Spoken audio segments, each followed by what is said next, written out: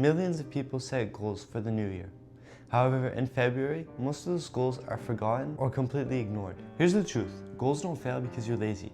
They fail because you're not clear. You don't have the right systems, and it's unrealistic. In this video, I'm going to break down the process to create goals and systems to have your goals succeed and stick. Whether it's building money, improving your fitness, or even building your dream life, I got you covered.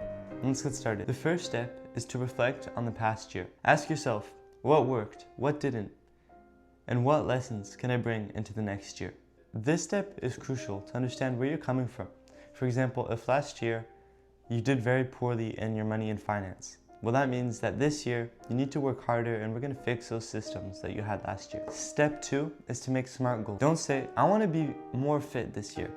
That's way too vague. Instead, you have to narrow it down. For example, you could say something like, I'll go to the gym 4 times a week, and by June 31st, I'd have lost 10 pounds from today. SMART goals work because they're clear and they give you a deadline. Whereas if they're too vague, you don't know when to start, you don't know when to stop, and you don't know how deep you have to go into it. Instead of saying, I want more money, you should say something more like, by December 31st next year, I'll have $5,000 in my S&P 500 stock. The way I'll get to this is I'll put $200 a week into it until I reach my goal. Step 3 is to break it down into actions. Big goals can feel overwhelming. This is a baguette, for example. It's too big to eat in one sitting. Instead, you should break it into smaller sections and make them more actionable.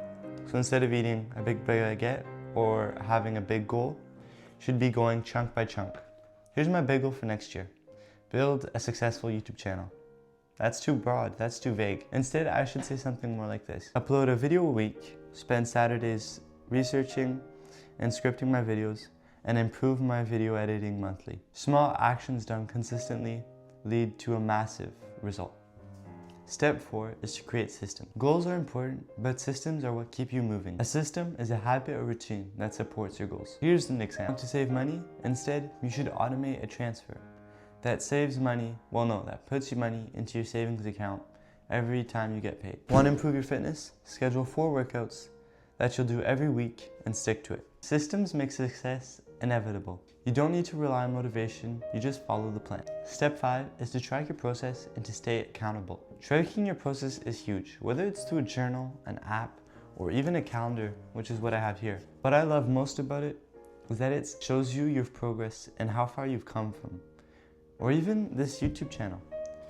It's shown me how far I've changed, how much I've changed throughout the last year, and I'm excited to look into next year and to look back on today and to see how much I've changed. Accountability, tell someone about your goals.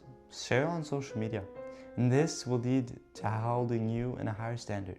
And it'll make you feel that you have to show your work in order to be fulfilled. And a pro tip is whenever you're building a habit, don't skip 2 days in a row. You can skip 1, not ideally, but 2 just breaks the momentum.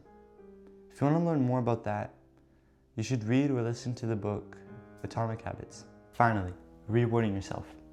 Once you hit a milestone, like saving $1,000 or $5,000, or going to the gym and you set your deadline, your goals, and you achieved them, you can reward yourself, and you should. And it doesn't have to be over the top, but maybe there was a hat that you wanted to buy, a beanie for winter, and you wanted to buy it, so you just bought it. That's fine, that could be the reward.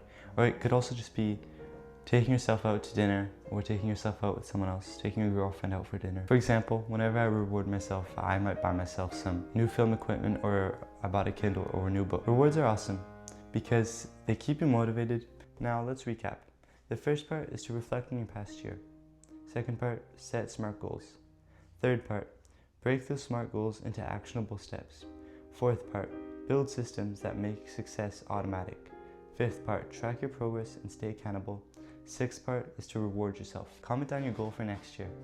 And next year, come over and tell me if you've succeeded in reaching your goal. And if you like the video, please subscribe. I love you guys so much. I'll see you guys soon. Bye.